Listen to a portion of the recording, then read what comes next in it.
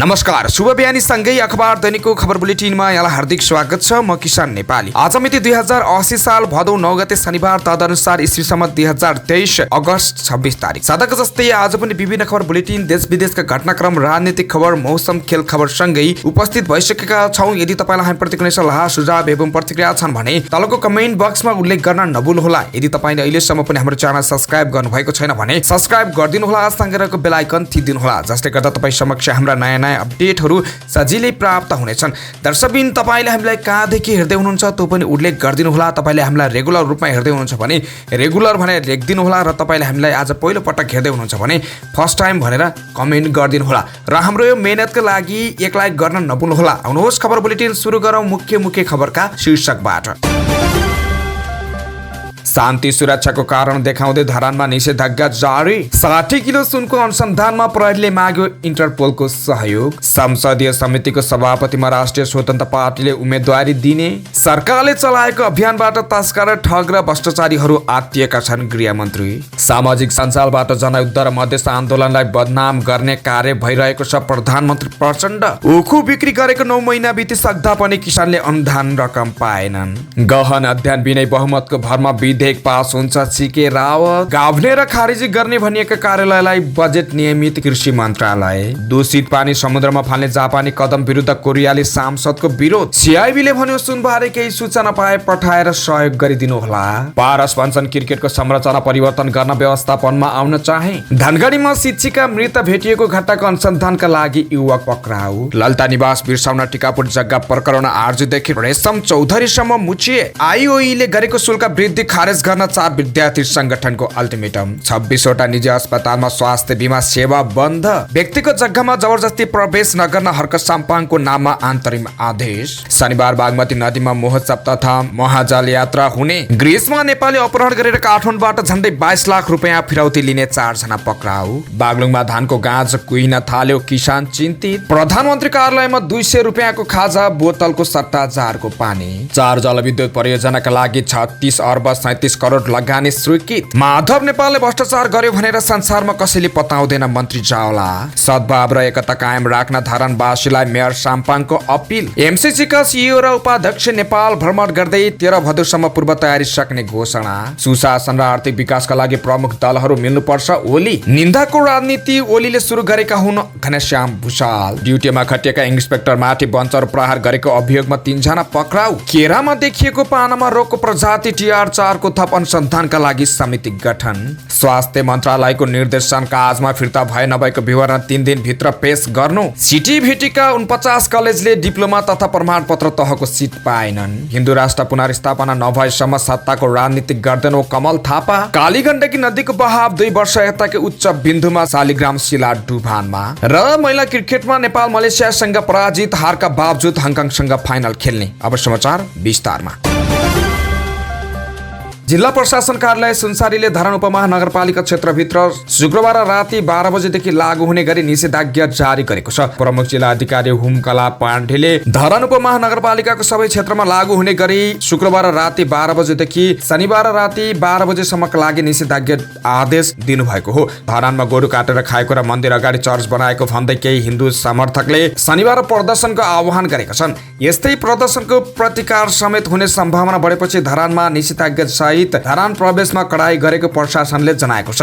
जिल्ला प्रशासन कार्यालय सुनसारीको आदेशमा धरानमा फैलिएको डेङ्गी संक्रमण नियन्त्रणमा नआउन्जेल अस्वास्थ्य क्षेत्र घोषणा गर्न गृह मन्त्रालयमा यसअघि नै सिफारिस गरेको र धरानमा शनिबार धार्मिक साम्प्रदायिक सङ्कटको अवस्था समेत देखिएकोले शान्ति सुरक्षालाई ख्याल गरेर निषेधाज्ञा जारी गरेको उल्लेख गरिएको छ। 60 किलो सुन बरामद प्रकरणको अनुसन्धानका लागि प्रहरी केन्द्रीय अनुसन्धान ब्युरो सिआइबीले अन्तर्राष्ट्रिय अपराध प्रहरी संगठन इन्टरपोलको सहयोग मागेको छ। सिआइबीले इन्टरपोल बेजिङ मार्फत हङकङ सब ब्युरो र भारतको नेसनल सेन्टर ब्युरो दिल्लीलाई सहयोग माग्दै पत्रचार गरेको हो। त्रिभुवन अन्तर्राष्ट्रिय विमानस्थल बाहिर 3 साउनमा बरामद सुन हङकङबाट आएको थियो। त्यसैले सुन पठाउने व्यक्तिहरू र त्यहाँको थप नेक्सस बारे सूचना प्रहरीले हङकङ स्थित इन्टरपोलका अधिकारीहरूलाई मागेको छ। नेपालमा बरामद सुनको गन्तव्य भारत भएकाले त्यहाँ अधिकारीहरूसँग पनि सहयोग मागिएको अनुसन्धानमा संलग्न एक अधिकृतले बताएका छन्। साथै नेपालमा सुनसहित पक्राउ परेका चिनिया नागरिकहरू यसअघि भारतमा पनि पक्राउ परेको सूचना प्रहरीले पाएको छ। भारतको राजस्व अनुसन्धान निर्देशनालयले चलाएको अपरेसनमा विभिन्न सामग्री भित्र राखेर आएको सुन बरामद भएको थियो। त्यसबेला हाल नेपालमा पक्रा परेका चिनिया नागरिक मध्ये नै पक्राउ परेको प्रहरीले प्रारम्भिक विवरण फेला पारेको छ। त्यस्तै थप तथ्य माग्दै पत्रचार गरेका छौं। सिआइबी स्रोतले भन्यो, हङकङ र भारतबाट प्राप्त हुने सूचना अनुसन्धानमा निकै सहयोग हुने अपेक्षा गरेका छौं। प्रकरणमा प्रहरीले चिनिया नागरिक ओ फुछङ, ली ओन सुङ, डिङ सेल्फा, ली नेकाई लगायतलाई पक्राउ गरेको छ। सेल्फाई र नेकाईलाई प्रहरीले ललितपुरको डाउन टाउन अपार्टमेन्टमा छापा मारेर पक्राउ गरेको थियो। उनीहरूसँगै बस्ने प्रबन्ध मिलाइदिने ठमेल स्थित केटिभी काराओके रेस्टुरेन्टका 2 सञ्चालक पनि हिरासतमा छन्। रेस्टुरेन्ट ठमेलको होटल भिएना नजिकै छ। प्रकरणमा हालसम्म पक्राउ पर्नेको संख्या 23 पुगेको छ।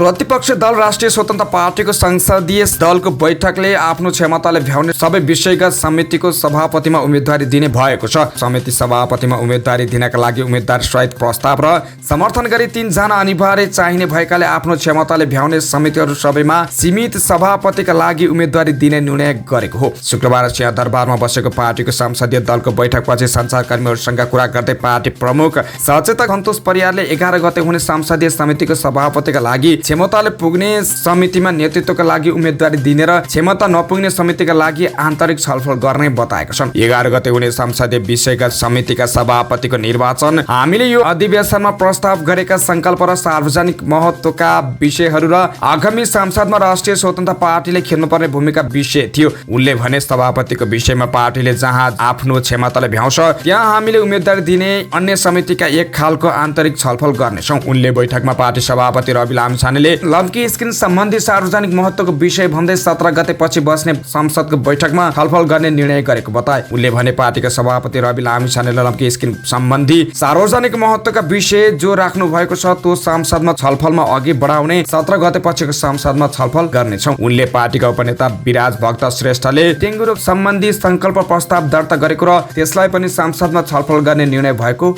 बताएका छन्। उपप्रधान एवं गृहमन्त्री नारायण काजी श्रेष्ठले सरकारले सुशासनको पक्ष तथा भ्रष्टाचार विरुद्ध चालेको कदमबाट आम नागरिकमा आशा जागेको बताउनु भएको छ। माओवादी केन्द्र जिल्ला समन्वय समिति ललितपुरले शुक्रबार आयोजना गरेको कार्यक्रममा उहाँले सुशासन, आर्थिक समृद्धि र न्यायका निमित्त माओवादी केन्द्रले सरकार, सदन र सडक तिनै ठाउँबाट अभियान चलाएको बताउनुभयो। प्रचण्ड नेतृत्वको सरकारले चलाएको अभियानबाट तस्कर, ठग र भ्रष्टाचारीहरू आत्तिएका छन्, तर आम नागरिक यो अभियानबाट खुसी भएका छन्। लोकतन्त्र र राजनीतिक परिवर्तनपछि वर्तमान सरकारले चलाएको भ्रष्टाचार विरोधी अभियानबाट आम नागरिकमा आशा पलाएको छ। माओवादी वरिष्ठ उपाध्यक्ष समेत रहनुभएका श्रेष्ठले भन्नुभयो, सरकारले भ्रष्टाचार विरोधी अभियान दृढतापूर्वक अगाडि बढाएको उहाँले दावी गर्नुभयो। भ्रष्टाचार विरोधी अभियान दृढतापूर्वक अगाडि बढाउँछौँ। सरकार र गृह मन्त्रालयको नेतृत्वको निरन्तरता भनेकै तस्कर, भ्रष्टाचारी र ठगी विरुद्धको अभियान हो। उहाँले भन्नुभयो, यो अभियानमा आम नागरिकको साथ र सहयोग अपेक्षा छ। नक्कली भुटानी शरणार्थी प्रकरण, ललिता निवास प्रकरण र सामन्तवादको अवशेषका रूपमा रहेको मिटर ब्याज सम्बन्धी समस्या समाधान गर्ने सरकारको कदम सुशासन र भ्रष्टाचार विरोधी कदमकै निरन्तरता रहेको मन्त्री श्रेष्ठको भनाइ छ। उहाँले सरकारले नागरिकको पक्षमा निरन्तर काम गरिरहने पनि बताउनुभयो। प्रधानमन्त्री पुष्पकमल दाहाल प्रचण्डले पछिल्लो समय सामाजिक सञ्जालबाट जनयुद्ध र मधेस आन्दोलनलाई बदनाम गर्ने कार्य भइरहेको प्रति दुःख व्यक्त गरेका छन्। समाजवादी मोर्चाद्वारा वीरगञ्जमा आयोजित सन्देश सभालाई सम्बोधन गर्दै उनले भने, यति बेला जनयुद्ध र मधेस आन्दोलनमा होमिएका पुराना पार्टी र पुराना नेतालाई लक्षित गरी विभिन्न सामाजिक सञ्जालहरूबाट भ्रमक कुरा प्रचार प्रसार भइरहेको छ। खास गरी क्रान्तिकारी नेता र क्रान्तिकारी पार्टीका विरुद्धमा ठूलो प्रपञ्च भइरहेको छ। यो बडो दुःखद कुरा हो र यसलाई हामीले गम्भीर रूपमा लिएका छौँ। प्रधानमन्त्री दाहालको भनाइ छ। प्रतिगामी शक्तिका विरुद्ध र जनतालाई समाजवादको यात्रामा डोर्याउन समाजवादी मोर्चा बनाएको उल्लेख गर्दै उनले पुराना एजेन्डा र पुरानो विचारले प्रतिगामी शक्तिसँग लड्न नसक्ने भएकाले नयाँ सोच, नयाँ विचार र नयाँ एजेन्डाका साथ अघि बढेको स्पष्ट पारे। सरकार सुशासन, समाजवाद र समृद्धिको यात्रामा अघि बढेको छ। प्रधानमन्त्री दाहालले भने, सुशासन, समाजवाद र समृद्धिको यात्रामा सरकार अघि बढिसकेको छ। अब यसबाट सरकार पछि हट्दैन। सर्लाहीका उखु किसानले सरकारले दिनुपर्ने प्रति क्विन्टल 70 रुपियाँ अनुदानको रकम अझैसम्म पनि पाएको छैनन्। उखु बिक्री गरेको 9 महिना बितिसक्दा पनि सरकारी अनुदानको रकम नपाउँदा उखु किसान समस्यामा परेका छन्।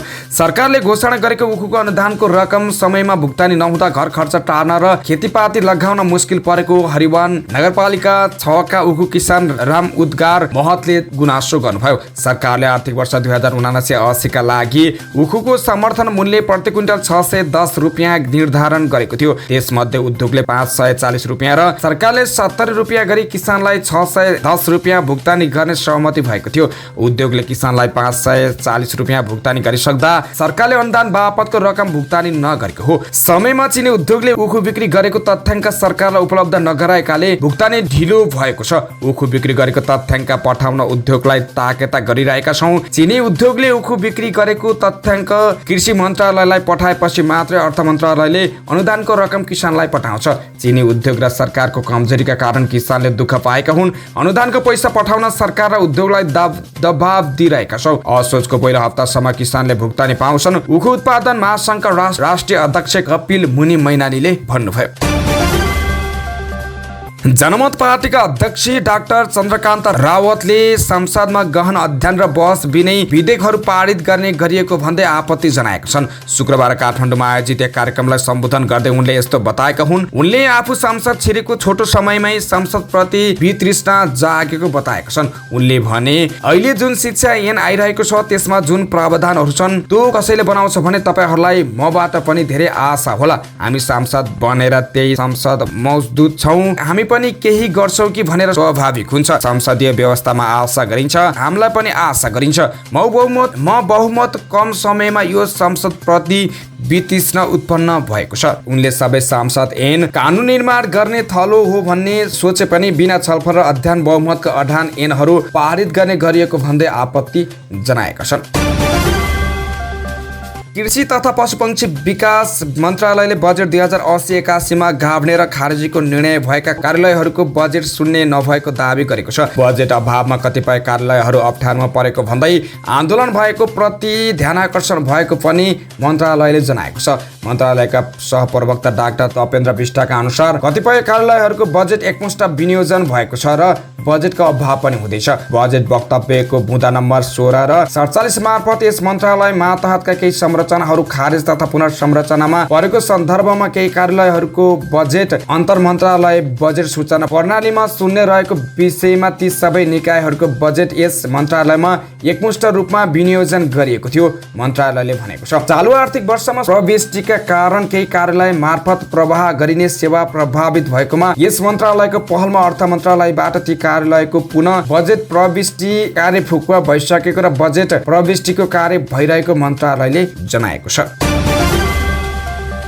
दक्षिण कोरियाको मुख्य विपक्षी डेमोक्रेटिक पार्टीका सांसदहरूले जापानले फुकुशिमा दाइची परमाणु ऊर्जा संयन्त्रको परमाणु विकिरणबाट उत्पन्न दूषित जल प्रशान्त महासागरमा फालेको बारे विरोध जनाउँदै मार्च पास गरेका छन्। शुक्रबार दक्षिण कोरियाको राजधानी सोलमा विपक्षी डेमोक्रेटिक पार्टीका सांसदहरूले जापानको सो कदमको विरोध गरेका हुन्। जापानले सो निर्णय गरेसँगै प्रशान्त महासागर आसपासका क्षेत्र र छिमेकी देशहरूले विरोध जनाएका छन्। साथै सरकारको सो निर्णयको स्थानीय र माछा व्यवसायीहरूले विरोध गर्दै प्रदर्शन समेत गरिरहेका छन्। जापानले गत बिहिबार दिउँसो 1 बजेबाट दूषित पानी प्रशान्त महासागरमा फाल्न सुरु गरेको थियो। पहिलो चरणमा 17 दिन भित्रमा 7800 टन दाइची परमाणु ऊर्जा संयन्त्रको परमाणु विकिरणबाट उत्पन्न दूषित पानी फाल्ने बताइएको छ। दूषित पानीमा 60 भन्दा बढी रेडियो न्युक्लियर्सहरू छन् जसले समुद्री वातावरण र मानव स्वास्थ्यको लागि असर गर्छ। जापानको यो कदमसँगै छिमेकी देशहरू र प्रशान्त टापुका देशहरू आक्रोशित बनेका छन्। 60 किलो सुन तस्करी प्रकरणबारे छानबिन गरिरहेको प्रहरीको केन्द्रीय अनुसन्धान ब्युरो सिआइबीले सुनसँग सम्बन्धित केही सूचना तथ्य वा प्रमाण भए दिएर सहयोग गरिदिनु हुन अनुरोध गरेको छ। ब्युरोले शुक्रबार प्रेस विज्ञप्ति जारी गर्दै सुनबारे कुनै सूचना भए ब्युरोको इमेल ठेगाना cib@nepalpolice.gov.np मा पठाउन वा ब्युरोका सूचना अधिकारीलाई 98 512 91 311 मा सम्पर्क गर्न भनेको छ। सुन तस्करी बारे आफूहरूसँग सूचना रहेको र आवश्यक परे दिने भन्दै सांसद रवि लामी छाने लगायतले सार्वजनिक रूपमा बताइरहेका बेला सिआइबीले कुन सूचना भए सम्प्रेषण गरिदिन अनुरोध गरेको हो। 1 महिना अगाडि भन्सार छली ल्याएको सुनको सूक्ष्म रूपमा ब्युरोले अनुसन्धान गरिरहेको व्यवहार सर्वविदितै छ। सिआइबीका सूचना अधिकारी नवराज अधिकारीले जारी गरेको विज्ञप्तिमा भनेको छ, यसभन्दा अगाडि विभिन्न मितिमा भएका सुन तस्करीका सम्बन्धमा समेत ब्युरोबाट अनुसन्धान भइरहेको छ। नेपाल क्रिकेट संघको बागमती प्रदेश अध्यक्षमा उम्मेदवारी घोषणा गरेका पूर्व कप्तान पारस खड्काले संरचना परिवर्तन गर्नका लागि आफूले व्यवस्थापनमा आउन चाहेको बताएका छन्। काठमाडौँ, ललितपुर, भक्तपुर र मकवानपुर जिल्ला संघका अध्यक्षहरूलाई दायाँ बायाँ राखेर पत्रकार सम्मेलन गरेका उनले क्रिकेट विकासका लागि आफूले संघमा आउन चाहेको स्पष्ट पारे। उनले भने चुनाव जित्न मात्रै आएको होइन, क्रिकेटको संरचना परिवर्तन गर्नु जरुरी छ, त्यसैले आएको हो। क्रिकेट संघमा आउन चाहँदा निकै सकारात्मक प्रतिक्रिया पाएपछि प्यानल बनाएरै अध्यक्षमा उम्मेदवारी घोषणा गरेको उनले बताएका छन्। उनलाई बागमती प्रदेशमा संघ रहेका 6 मध्ये 4 जिल्लाले समर्थन गरेका छन्। उनले नुवाकोट र चितवन जिल्लासँग समन्वयन गर्न खोजे पनि ती 2 जिल्लासँग समन्वयन हुन नसकेको बताएका छन्। बागमतीका 6 जिल्लाका अध्यक्षसँग समन्वयन गर्न खोजेको हो उनले भने, तर चितवन र नुवाकोट जिल्लाबाट प्रतिक्रिया नपाएपछि हामीले 4 जिल्लाको समर्थनमा उम्मेदवारी घोषणा गरेका छौं। उनले पत्रकार सम्मेलनमा अघि भने, क्रिकेटको साँच्चै विकास गर्न चाहनुहुन्छ भने चितवन र मकवानपुरका अध्यक्षहरूलाई ज्ञानको पदाधिकारी भएर काम गर्न सबैतिरबाट सुझाव आएको बताएको छ। धनगढीमा शिक्षिका मृत भेटिएको घटनामा अनुसन्धान गर्ने क्रममा प्रहरीले एक युवकलाई पक्राउ गरेको छ। दार्चुलाको मारमा गाउँपालिका 6 घर भएर धनगढीको दिपेन्द्र प्रहरी स्कुलमा पढ्दै आएकी 22 वर्षीय राजेश्वरी डढाल मृत भेटिएको घटना अनुसन्धानका लागि 25 वर्षीय जगदीश कोटारीलाई प्रहरीले पक्राउ गरेको हो। जिल्ला प्रहरी कार्यालय प्रहरी निरीक्षक सन्तोष बस्यालले धनगढी उपमहानगरपालिका 3 को चटकपुरमा बिहिबार बिहान डढाल मृत भेटिएको घटनामा पीडित पक्षले दिएको किटाडीका आधारमा कटारीलाई पक्राउ गरेको जानकारी दिए। उनका अनुसार मृतक र कटारी प्रेम सम्बन्धमा थिए। कटारी विवाहित हुन्। उनी अखिल क्रान्तिकारीबाट उम्मेद्वार भएर दार्चुलाको लटीनाथ क्याम्पसको सोभ्यू सभापति निर्वाचित भएका थिए। डडाललाई आत्महत्या गर्न बाध्य पारेको भन्दै मृतकका परिवारले कटारी विरुद्ध जिल्ला प्रहरी कार्यालयमा आत्महत्या दुस्साहनमा किटानी जाहेरी दिएको थियो। कैलालीको टिकापुर बजार क्षेत्र वरिपरिको झण्डै 30 बिघा 600 कट्ठा सरकारी जग्गा टिकापुर विकास समितिका पदाधिकारी भनिने राजनीतिक कार्यकर्ताले नेता आफन्त र दलका कार्यकर्तालाई वितरण गरेको भेटिएको छ। पञ्चायत कालमा टिकापुर क्षेत्रको विकास गर्ने असल उद्देश्यले स्थापित टिकापुर विकास समितिका पदाधिकारीले बहुदलीय शासन प्रणाली स्थापना भए यता जग्गा वितरणमा मनपरी गरेको भेटिएको हो। लामो समयसम्म अख्तियार दुरुपयोग अनुसन्धान आयोगले गरेको अनुसन्धानको यो तथ्य देखिएको हो। यद्यपि अख्तियारले प्रतिवेदन सार्वजनिक गरि नसकेकाले यसको विस्तृत विवरण बाहिर आउन बाँकी नै छ। अख्तियारको सुदूरपश्चिम कार्यालय स्रोतका अनुसार हालसम्म करिब 600 जनासँग बयान लिएर प्रमाण जुटाउने काम भइरहेको छ। अख्तियारका एकजना पदाधिकारीको भनाइमा सम्भवतः अहिलेसम्मकै सबैभन्दा ठूलो जग्गा हिनामिनाको यो घटना ललिता निवास प्रकरण भन्दा गम्भीर छ। इन्जिनियरिङ अध्ययन संस्थान आइओयु कार्यान्वयन समितिले संस्थानका आंगिक क्याम्पसहरूमा इन्जिनियरिङ स्नातक तहमा शुल्क बढाएको भन्दै गठबन्धन दलका 4 विद्यार्थी संगठनले गम्भीर आपत्ति जनाएको छन्। 4 विद्यार्थी संगठनले संयुक्त विज्ञप्ति जारी गर्दै 24 घण्टाभित्र वृद्धि भएको शुल्क खारेज गर्न माग गरेका छन्। कार्यान्वयन समितिको निर्णयले संस्थाका आंगिक क्याम्पसहरूमा इन्जिनियरिङ स्नातक तहमा नियमिततर्फ शुल्क 35,000 बाट बढाएर 82,000 र पुनः शुल्कतर्फ 3,30,000 बाट बढाएर 7,75,000 पुर्याएको प्रति संयुक्त विद्यार्थी संगठनको गम्भीर ध्यानाकर्षण भएको छ। विज्ञप्तिमा उल्लेख छ, संगठनले बढाएको चरको शुल्क वृद्धि अल्टिमेटम समय सीमाभित्र निशर्त खारेज नभए कडा संघर्षको कार्यक्रम ल्याउने चेतावनी दिएको छ। संस्थाको साउन 25 गते कार्यान्वयन समितिको निर्णयले स्नातक तह बीबीआरक नियमिततर्फ दोब्बर बढी शुल्क वृद्धि गरेको थियो। शुल्क वृद्धिले आधारभूत रूपमा जनताको पहुँचमा रहेको इन्जिनियरिङ अध्ययन संस्थानले आंगिक क्याम्पसहरूमा दोब्बर भन्दा बढी शुल्क अकस्मात बढाउने आर्थिक रूपमा विपन्न तथा जेहेन्दार विद्यार्थीहरूलाई इन्जिनियरिङ शिक्षाबाट वञ्चित गराउने संगठनको निष्कर्ष छ। विज्ञप्तिमा अखिल क्रान्तिकारीका पञ्चसिंह, अनेरा सोभिका सुदेश पराजुले, अखिल क्रान्तिकारीका प्रकाश शाही र समाजवादी विद्यार्थी युनियनका रमेश यादवले हस्ताक्षर गरेका छन्। स्वास्थ्य बीमा अन्तर्गतको स्वास्थ्य सेवा प्रदान गरिरहेका 26 वटा निजी स्वास्थ्य संस्थालाई सूचीबाट हटाइएको छ। स्वास्थ्य बीमा बोर्डको 32 साउनमा बसेको बैठकले सूचीबाट हटाउने निर्णय गरेको हो। सरकारको आर्थिक वर्ष 2079-80 को बजेटपछि अस्पतालको सम्झौताको अवधि समाप्त भई पुनः नवीकरण नभएका वा स्वास्थ्य बीमाको सेवा बन्द भएका निजी स्वास्थ्य संस्था र लामो समयसम्म पनि नवीकरण प्रक्रियामा नआएका स्वास्थ्य संस्थालाई सूचीबाट हटाउने निर्णय गरेको बीमा बोर्डले जनाएको छ। सरकारले निजी अस्पताल तथा मेडिकल कलेजमा स्वास्थ्य बीमा कार्यक्रम सञ्चालन नगर्ने घोषणा गरेको थियो। प्रतिनिधि सभाबाट 13 असारमा पास भएको आर्थिक वर्ष 2080-81 को बजेटको बुँदा नम्बर 238 मा सरकारी सामुदायिक र सहकारी अस्पतालबाट स्वास्थ्य बीमा कार्यक्रम सञ्चालन गरिने उल्लेख छ। तोसँगै मेडिकल कलेजहरूले पनि आफूले दिँदै आएको सेवा बन्द गरेका थिए। सरकारले सरकारी सामुदायिक र सहकारीबाट सञ्चालन भएका अस्पतालमा बीमाका कार्यक्रम सञ्चालन गर्ने उल्लेख भएपछि बोर्डले निजी अस्पताललाई पुनः नवीकरण रोकेर सूचीबाट हटाउन थालेको हो। सरकारले बजेट वक्तव्य मार्फत निजी र मेडिकल कलेजबाट सेवा सञ्चालन गर्नमा रोक लगाएसँगै निजी अस्पतालहरूले स्वास्थ्य बीमा कार्यक्रमबाट हात झिकेका छन्। उच्च अदालत विराटनगरले धरान उपमहानगरपालिकाका प्रमुख हर्क साम्पाङलाई व्यक्तिको जग्गामा जबरजस्ती प्रवेश नगर्न र धरकपट नगर्न अन्तरिम आदेश दिएको छ। न्यायाधीश दिनेश प्रसाद यादवको इजलासले निषेधाज्ञा जारी गर्दै व्यक्तिको जग्गामा प्रवेश नगर्न, थुनामा नराख्न र धरकपट नगर्न अन्तरिम आदेश दिएको हो। रमेश अधिकारी र रोशनी अधिकारीले आफ्नो जमिनमा प्रवेश गरेर धरकपट गरेको भन्दै साम्पाङ विरुद्ध रिट दायर गरेका थिए।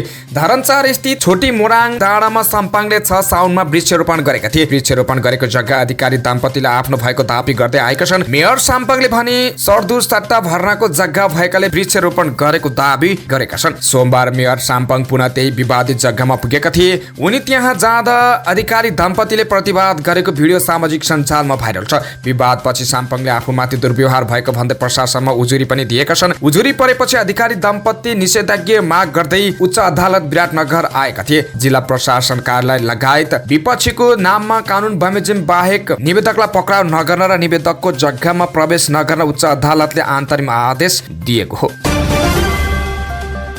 बागमती नदी संरक्षण अभियानलाई प्रभावकारी बनाउनका लागि नदी महोत्सव तथा महाजात्रा हुने भएको छ। Nepal association of rafting agency नारा, नेपाल नदी संरक्षण संस्था र फ्रेन्ड्स क्लब उपनढोलको आयोजनामा यही भदौ 9 गते शनिबार नदी महोत्सव तथा महाजात्रा हुन लागेको हो। नाराका उपाध्यक्ष शिशिर खनालले बागमती नदी सभ्यताको पहिचान, संरक्षण र सम्वर्धनका साथै राफ्टिङ र जल पर्यटनको उजागर गर्नका लागि र नदी महोत्सव तथा महाजात्रा गर्न लागि जानकारी दिए। ललितपुरको कुपनडोल स्थित बागमती पुलबाट बिहान 7 बजेदेखि सुरु हुने महाजात्रामा 15 वटा डुङ्गा मार्फत जलयात्रा गरिने उपाध्यक्ष खनालले बताएका छन्। काठमाडौँ शहरका साथै बागमती नदीको वातावरण दूषित भएको भन्दै महोत्सव आयोजना गर्न लागि उनको भनाइ थियो। सामाजिक र धार्मिक इतिहास बोकेको सुन्दर र महत्त्वपूर्ण बागमती नदी ढलमा परिणत भएको भन्दै पछिल्लो समय अभियन्ताहरूले विभिन्न अभियान सञ्चालन गर्दै आएका छन्। उक्त महोत्सव तथा महाजात्रा सम्पन्न गर्नका लागि रु 5 लाख लाग्ने आयोजकले जनाएको छ। बाजागाजा सहित सुरु हुने महोत्सव तथा महाजात्रामा सबैलाई नदी नजिक पुर्याउने, नदी अवस्था बुझाउने, नदी चिनाउने तथा तिनीहरूको सरकार राख्ने अवस्था सिर्जना गराउने नाराले जनाएको छ। सोही अवसरमा सहभागीले नदी सरसफाई समेत गर्नेछन्। ग्रिसमा 3 जना नेपाललाई अपहरण गरेर काठमाडौँबाट फिरौती रकम लिने 4 जनालाई प्रहरीले पक्राउ गरेको छ। 21,75,000 रुपियाँ सहित नेपाल प्रहरीको केन्द्रीय अनुसन्धान ब्युरो सिआइबीले काठमाडौँको गौरीघाटबाट धनकुटाका शिवराज कुँवर, काठमाडौँका रामेश्वर आचार्य, कपिलवस्तुका प्रकाश बेलवासे र पर्वतका दिलबहादुर थापालाई पक्राउ गरेको हो। सर्बियामा आफूहरूले गरिरहेको काम चित्त नबुझेको भन्दै ग्रिस जान थालेका मोरङको रङ्गेलीकी सावित्री थापा, उदयपुरका तिलक बहादुर कार्की र काभ्रेका राजन छन्त्याल सर्बिया र ग्रिसको सीमा क्षेत्रबाट अपहरणमा परेका थिए। ग्रिस प्रवेशका क्रममा 3 जनालाई हिन्दी भाषा बोल्ने 2 जनाले अपहरण गरेर डोरीले बाँधी शारीरिक र मानसिक यातना दिएर 15,000 युरो फिरौती माग गरेका थिए। अपहरणकारीको समूहमा रहेका केही व्यक्तिले युएई र ग्रिसबाट व्हाट्सएप मार्फत पीडितका परिवारसँग फिरौती मागेर काठमाडौँमा मान्छे खटाए रकम लिएको खुलेको छ। रकम लिनेलाई प्रहरीले पक्राउ गरेको छ। ग्रिस र सर्बियाको सीमाबाट अपहरणमा परेका 3 जनालाई उद्धार गरेको पनि सिआइबीले जनाएको छ। यसैबीच प्रहरीले वैदेशिक रोजगारीका लागि विदेश जाँदा नेपाल सरकारको स्वीकृति भएको देशहरूमा मात्रै आवश्यक कानुनी प्रक्रिया पूरा गरेर जान अनुरोध गरेको छ। पछिल्ला दिनहरूमा विदेशमा ठगी र अपहरणमा परेका धेरै नेपाली पीडित भएका भन्दै प्रहरीले गैर कानुनी रूपमा विदेश जाँदा हुने घटनाको अनुसन्धान तथा उद्धार गर्न जटिल रहेकोमा समेत सचेत गराएको छ।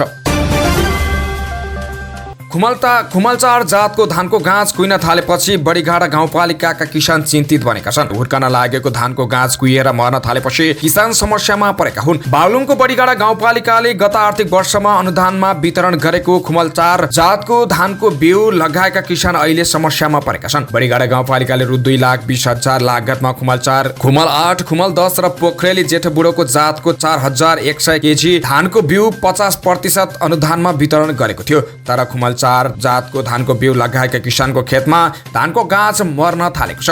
बडीगाडाको खलौरा खाल र खरभाङ आसपासका क्षेत्रको झण्डै 30 हेक्टर धानको खेतमा लगाएको खुमलचार जातको धान जरा कुहिने समस्या देखिएपछि किसान निराश भएका छन्। पालिकाले अनुदान दिएको बिउका कारण अहिले खेतमा धान मरिरहेको बताउँदै बडीगाडा गाउँपालिका 5 ग्वाली चौरका सीता आचार्यले पालिकाले यसको क्षतिपूर्ति दिनुपर्ने माग गरेकी छन्। बडीगाडाका स्थानीय किसान लक्ष्मण विक र सीता आचार्य लगायतको धान खेतमा जरा कुहिने रोगको प्रकोपले धान उत्पादन घट्ने देखिएको हो। मितव्ययिताको नारा लगाउने सरकारले चालु खर्च घटाउने गरी मितव्ययी व्यवहार देखाएको उदाहरण खासै भेटिँदैन। यसपटक भने अचम्मै भएको छ। प्रधानमन्त्री तथा मन्त्री परिषदको कार्यालयले नै खर्च कटौती र मितव्ययिताको लागि विभिन्न प्रयास थालेको छ। हरेक वर्ष बजेटपछि अर्थ मन्त्रालयले मितव्ययिताको मार्गदर्शन त जारी गर्छ, तर उसले नै नमान्ने मार्गदर्शनलाई अरू सार्वजनिक निकायले पालना गर्ने कुरा भएन। यसै कारण धेरै चालु खर्च गर्ने सूचीमा रहेको प्रधानमन्त्री कार्यालयले यसपटक भने अर्थ मन्त्रालयले ल्याएको मितव्ययिताको मार्गदर्शन भन्दा पनि उन्नत तवरले खर्च कटौतीको प्रयास थालेको छ। प्रधानमन्त्री तथा मन्त्री परिषदको कार्यालयले खाजा तथा बोतलको पानीबाट मितव्ययिताको लागि प्रयत्न थालेको छ। यसै गरी ल्यान्डलाइन टेलिफोनको व्यवस्थाको योजना समेत बनाएको छ। इन्टरनेट समेत सेयरिङ सिस्टमबाट व्यवस्थापन गरेर खर्च घटाउन खोजिएको छ। अनावश्यक र जताभावी भइरहेको ठूलो खर्च नियन्त्रण गर्न सकिने निष्कर्ष निकालेर प्रधानमन्त्री कार्यालय प्रशासनले विभिन्न महत्त्वपूर्ण निर्णयहरू गरेको छ। स्रोतका अनुसार कार्यालयले दिउँसो 1 बजेदेखि 3 बजेसम्म बस्ने बैठकमा मात्रै कार्यालयका तर्फबाट खाजा खुवाउने भएको छ। कार्यालय समयको अन्य अवधिमा बैठक बस्दा 1 घण्टा भन्दा बढीको बैठकमा मात्र चिया र बिस्कुट खुवाउने प्रबन्ध गर्ने निर्णय पनि गरेको छ। लगानी बोर्डले 4वटा जलविद्युत परियोजनाका लागि 36 अर्ब 37 करोड रुपियाँ लगानी स्वीकृत गरेको छ। प्रधानमन्त्री एवं लगानी बोर्डका अध्यक्ष पुष्पकमल दाहाल प्रचण्डको अध्यक्षतामा शुक्रबार बसेको बोर्डको 55औं बैठकले यो यस्तो निर्णय गरेको हो। रोलवालिङ खोला, छुजुङ खोला, दाना खोला र सानीभेरी जलविद्युत परियोजनाका लागि कुल 36 अर्ब 37 करोड रुपियाँ बराबरको लगानी स्वीकृत गरेको लगानी बोर्डको कार्यालयले जनाएको छ। लगानी बोर्डको कार्यालय बानेश्वरमा सम्पन्न बैठकले तमोर जलसायुक्त जलविद्युत परियोजना कार्यान्वयन अघि बढाउने सम्बन्धमा हालसम्मको विकास क्रमको समीक्षा गर्दै परियोजनाको भावी कार्यदिशा सम्बन्धी सुझाव पेश गर्न उच्चस्तरीय समिति गठन गर्ने निर्णय गरेको छ। यस्तै दाङ जिल्लाको राजपुर गाउँपालिकामा 245 मेगावाट र 20 मेगावाट ब्याट्री क्षमताको सौर्य ऊर्जा परियोजनाको अध्ययनका लागि डोल्मा हिमालयन इन्जिनियरिङ अध्ययन अनुमति पत्र दिने निर्णय गरेको छ। बाँकेको कोहलपुर र कपिलवस्तुको बाणगङ्गामा 250 मेगावाटको सौर्य ऊर्जा विकासका लागि अध्ययनकर्ता रिजन इनर्जीको लिमिटेडबाट पेश भएको विस्तृत सभ्यता अध्ययन प्रतिवेदनमा बोर्डले जानकारी लिएको छ। बोर्डले माथिल्लो कर्णाली जलविद्युत परियोजनाको सम्बन्धमा सर्वोच्च अदालतबाट जारी भएको निर्देशनात्मक आदेश कार्यान्वयनका लागि मन्त्री परिषदमा प्रस्ताव पेश गर्ने निर्णय पनि गरेको छ। भौतिक पूर्वाधार तथा यातायात मन्त्री प्रकाश जवालाले ललिता निवास जग्गा प्रकरणमा पार्टी अध्यक्ष माधव कुमार नेपाललाई फसाउने षड्यन्त्र भएको बताएका छन्। शुक्रबार काठमाडौँमा आयोजित एक कार्यक्रमलाई सम्बोधन गर्दै उनले यस्तो बताएका हुन्। उनले माधव नेपालले भ्रष्टाचार गर्यो भनेर संसारमा कसैले पनि नपत्याउने दाबी गरेका छन्। उनले भने ललिता निवास जग्गा काण्डमा हाम्रो पार्टीका अध्यक्ष फसाउने प्रयास भएको छ। माधव नेपालले भ्रष्टाचार गर्यो भनेर यो दुनियाँमा कसैले पत्याउँछ? उनले प्रश्न गरे। समसामयिक नेताहरूमध्ये सबैभन्दा स्वच्छ छविको नेता नेपाल नै रहेको समेत उनको दाबी थियो। मन्त्री जावलाले भ्रष्टाचारको सवालमा राष्ट्रको ढुकुटीमाथि पोल्टे नजर लगाउने हिसाबले माधव नेपाललाई कसैले प्रश्न उठाउन नसक्ने उनले बताएको छन्।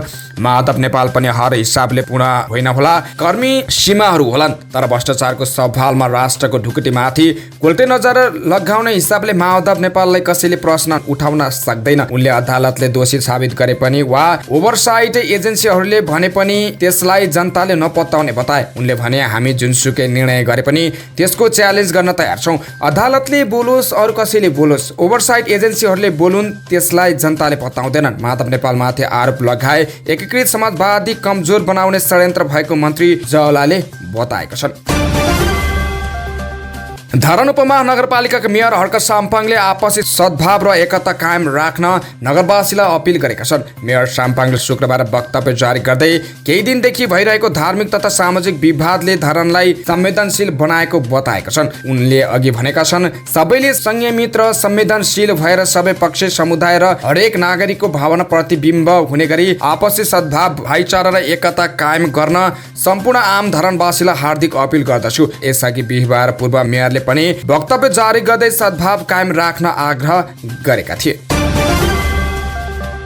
मिलेनियम च्यालेन्ज कर्पोरेसन एमसीसी का 2 उच्च पदस्थ अधिकारीहरूले नेपाल भ्रमण गर्ने भएका छन्। एमसीसी की पूर्व कार्यकारी अधिकृत एलिस अल्ब्राइट र कम्प्याट अपरेसन विभागका उपाध्यक्ष क्यामरुन अल्फोर्डले 1 महिनाको बीचमा नेपाल भ्रमण गर्न लागेको एक उच्च कूटनीतिक स्रोतले बताएको छ। उपाध्यक्ष अल्फोर्डले नेपालमा एमसीसी सम्झौता कार्यान्वयनमा जाने इन्ट्री इन्टु फोर्स EIF दिनको अवसर पारेर नेपालको भ्रमण गर्नेछन्। CIB को अल्ब्राइटले भने एमसीसी कार्यान्वयनमा गइसकेपछि आगामी अक्टोबरमा नेपाल भ्रमण गर्ने जानकारी स्रोतले दिएको छ। एमसीसी को सञ्चालन समिति अमेरिकी विदेश मन्त्रीको अध्यक्षतामा हुन्छ।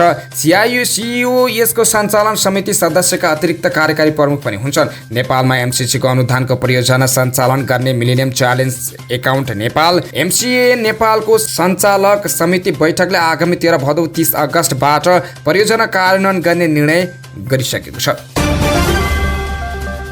नेकपा एमालेका अध्यक्ष केपी शर्मा ओलीले आर्थिक विकास र सुशासनका लागि प्रमुख राजनीतिक दलहरू मिलेर अगाडि बढ्नुपर्ने बताएको छन्। मोरङको विराटनगरमा आयोजित पत्रकार भेटघाटमा ओलीले भने आर्थिक विकासका लागि, सुशासनका लागि राजनीतिक शक्तिहरू मिलेर जानुपर्छ। त्यसमा पनि प्रमुख जिम्मेवारी राजनीतिक दलहरू मिलेर जिम्मेवारी बोधका साथ अगाडि बढ्नुपर्छ। त्यसअघि एक पत्रकारले अर्थतन्त्र सुधारका लागि एमाले र कांग्रेस मिलेर जानुपर्छ जस्तो लागेको छैन भनेर प्रश्न सोधेका थिए। त्यसको जवाफ दिने क्रममा राम्रो कुरा हो भन्दै यसमा दुईमत नभएको बताएका छन्।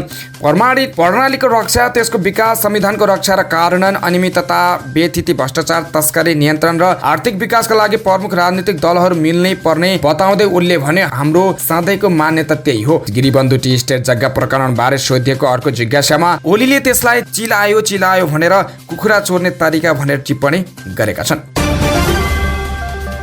एकीकृत समाजवादीका महासचिव घनश्याम भुषालले निन्दा, भर्त्सना र गाली गलौजको राजनीति केपी शर्मा ओलीले सुरु गरेको बताएको छन्। पार्टी सम्बन्ध विद्यार्थी संगठनको स्थायी कमिटी बैठकलाई सम्बोधन गर्दै महासचिव भुषालले प्रधानमन्त्री मुलुकको सबैभन्दा ठूलो गुरु भएको बताएको छन्। उसले राम्रो वा नराम्रो जे पढे पनि करोडौंले एक पटकमा सिक्ने भन्दै भुषालले भने आज नेपाली राजनीतिक सामाजिक मिडियामा निन्दा, भर्त्सना, गाली गलौजको डर लाग्दो बाढी आएको छ। यो विकृतिको कारण ओलीजी हो। ओलीको व्यक्तिवादी लोक रिझाइको राजनीतिक टक्कर खाएपछि नयाँ पपुलिस्टहरू आएको भुषालले बताएको छन्। नयाँ राजनीतिक दलतर्फ संकेत गर्दै उनले भने तिनीहरूले राजनीतिलाई असाध्यै सस्तो ठानेका छन्। तिनका कुरा सुन्नुहोस्, भाषण सुन्नुहोस्, राजनीति केही होइन, चुटकीका भरमा गर्ने हो भन्ने सोध्दैछन्। यो फन्टुस नयाँ जेनेरेसन भएकाले नै आफूले ओलीको मानसपुत्र भनेको भुषालको तर्क छ। ड्युटीमा खटिएका प्रहरी निरीक्षकलाई वञ्चर प्रहार गरेको अभियोगमा प्रहरीले 3 जनालाई पक्राउ गरेको छ। पक्राउ पर्नेमा शिव 87 नगरपालिका 9 बस्ने 36 वर्षीय अशोक पोखरेल, 32 वर्षीय विकास भन्ने अरुण तामाङ र 33 वर्षीय लक्ष्मण टुडु रहेका छन्। उनीहरूले शिव 87 नगरपालिका 9 झरना पुल नजिकै ड्युटीमा खटिएका प्रहरी निरीक्षक युवराज कटुवाललाई वञ्चर प्रहार गरी घाइते बनाएका थिए। घाइते भएका प्रहरी निरीक्षक कटुवाललाई स्थानीय दुधे मेडिकलमा सामान्य उपचार पश्चात थप उपचारको लागि भिएनडी अस्पताल बिर्तामोड घाइते बनाएको अभियोगमा बिहिबार साँझ प्रहरीले 3 जनालाई पक्राउ गरेको हो। पक्राउ परेका उनीहरूको साथबाट प्रहरीले अवैध लागु औषध ब्राउन सुगर जस्तो देखिने पदार्थ 100 मिलिग्राम बरामद गरेको छ। पक्राउ परेका उनीहरूमाथि थप अनुसन्धान भइरहेको प्रहरीले जनाएको छ।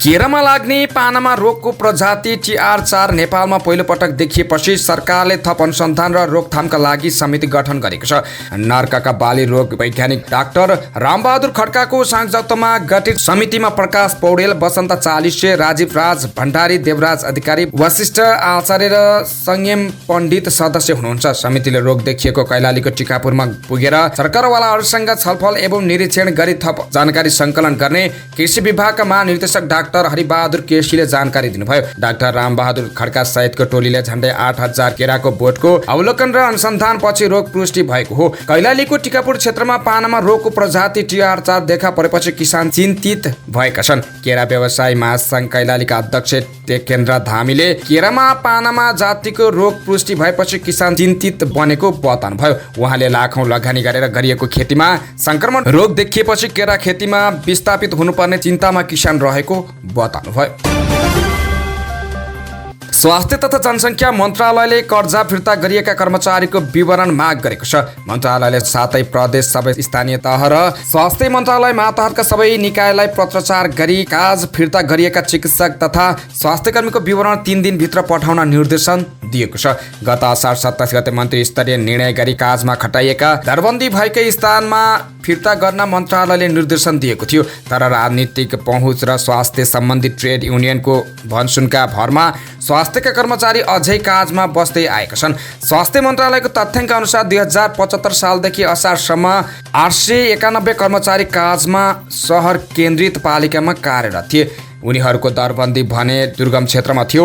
राजनीतिक पहुँचको भरमा स्वास्थ्यका कर्मचारी दरबन्दी भएको दुर्गम क्षेत्रको साटो काज लिएर सहर केन्द्रित गाउँपालिका, नगरपालिका तथा महानगरपालिकामा गएका छन्। तर मन्त्रालयको गत सत्रको परिपत्रले कति स्वास्थ्यकर्मी कर्मचारी आफ्नो दरबन्दी भएको स्थानमा फर्किएका छन् भने अझै यकिन भएको छैन। उसो त कागज आएका कर्मचारीलाई तलब कसले दिने भन्ने विवाद छ। स्थानीय तहले तलब भत्ता खुवाउन नसक्ने भन्दै दरबन्दी भन्दा बाहिर भएको समायोजन मिलन का कर्मचारी फिर्ता गर्न स्वास्थ्य मन्त्रालयलाई पत्राचार गरिएको छ। स्वास्थ्य मन्त्री मोहन बहादुर बस्नेतले 4 असारमा आर्थिक वर्ष 2080-81 देखि स्वीकृत दरबन्दी भन्दा बाहेकका कर्मचारीको तलब भत्ता नब्यहोर्ने निर्णय गरेका छन्।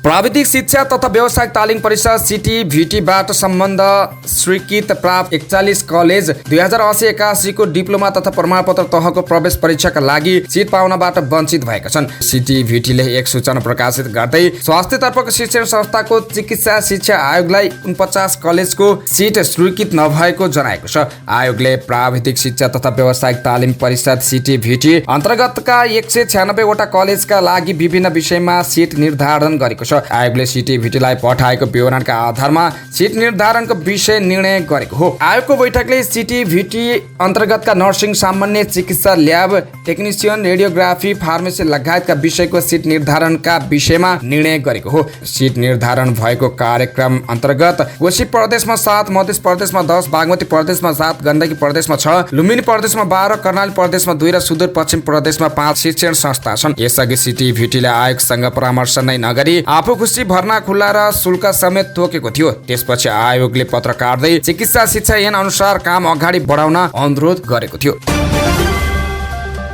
राप्रपा नेपालका अध्यक्ष कमल थापाले राज संस्था र हिन्दू राष्ट्र पुनर्स्थापना नभएसम्म आफ्नो पार्टी सत्ताको खेलमा सहभागी नहुने बताएका छन्। बिहिबार र शुक्रबार 2 दिन चलेको केन्द्रीय समिति बैठकको निर्णय सार्वजनिक गर्न आयोजित घोषणा सभा कार्यक्रमलाई सम्बोधन गर्दै उनले राज संस्था सहितको प्रजातन्त्र र हिन्दू राष्ट्र कायम गराउन टाउको कफन बाँधेर आन्दोलनमा उत्रेको बताएका छन्। यसका लागि आफ्नो स्थानमा गएर सङ्घर्षको मैदानमा उत्रिन कार्यकर्तालाई निर्देशन दिँदै उनले 6 महिनाभित्र आफूहरूको लक्ष्य प्राप्त हुने दावी गरे। काठमाडौँ सहित देशका विभिन्न भाग सभाको आयोजना गर्न भन्दै उनले यसलाई तेस्रो जनआन्दोलनका रूपमा अगाडि बढाउने बताएका छन्। यस आन्दोलनमा सबै सहभागी हुन उनको अपिल छ। बेलैमा राज संस्था र हिन्दू राष्ट्र पुनर्स्थापना भएपछि पछुताउनु पर्ने भन्दै उनले गणतन्त्र र संघीयता खारेज गर्दै संविधान, राजतन्त्र सहितको प्रजातन्त्रका लागि आन्दोलन गरिने जानकारी दिए। राज संस्था पुनर्स्थापना गर्न आफूहरू सफल हुने र पार्टीको मूल एजेन्डा रहने भन्दै उनले यसका लागि आन्दोलन घोषणा गरिएको बताएका छन्। कुनै दलमा विभाजन नभई देशको स्वाभिमान रक्षाका लागि सबै एकै स्थानमा उभिनु पर्ने भन्दै अध्यक्ष थापाले इमानदारीतापूर्वक आफ्नो एजेन्डामा पुनर्विचार गर्न काङ्ग्रेस, एमाले, माओवादी सहितका दलहरूलाई आग्रह गरेका छन्। जनता र राजा मिलेर देश बनाउनु पर्ने भन्दै घोषणा सभामा नारा